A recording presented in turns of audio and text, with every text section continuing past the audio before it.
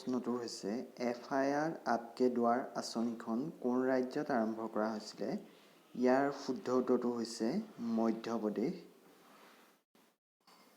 2 number প্ৰশ্নটো কবিগুৰু ৰবীন্দ্ৰনাথ ঠাকুৰৰ 159 বছৰীয়া জন্মজয়ন্তীত কোনখন দেশে তেওঁৰ নামত এটা পথ নিৰ্মাণ কৰিছিল? ইয়াৰ শুদ্ধ উত্তৰটো হৈছে ইজৰাইল। 3 নম্বৰ প্ৰশ্নটো হৈছে ICMR কাৰ সৈতে COVID-19 ভেকচিন প্ৰস্তুত কৰাৰ বাবে সংযুক্ত হৈছে? ইয়াৰ শুদ্ধ উত্তৰটো হৈছে ভাৰত বায়'টেক।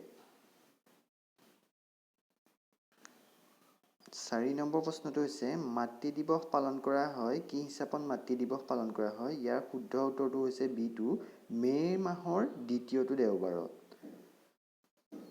5 নম্বৰ প্ৰশ্নটো হৈছে প্ৰধানমন্ত্ৰীয়ে স্বনিৰ্ভৰশীলৰ বাবে ঘোষণা কৰা 5টা স্তম্ভ হ'ল। কালি প্ৰধানমন্ত্ৰী নৰেন্দ্ৰ মোদীদেৱে জনসাধাৰণক স্বনিৰ্ভৰশীল হ'বৰ বাবে 5টা স্তম্ভ ঘোষণা কৰিছিলে। ইয়াৰ শুদ্ধ উত্তৰটো হৈছে B নম্বৰটো অৰ্থনীতি, জনসংখ্যা, চাহিদা, আন্তঃগাঁথনি আৰু প্ৰণালী।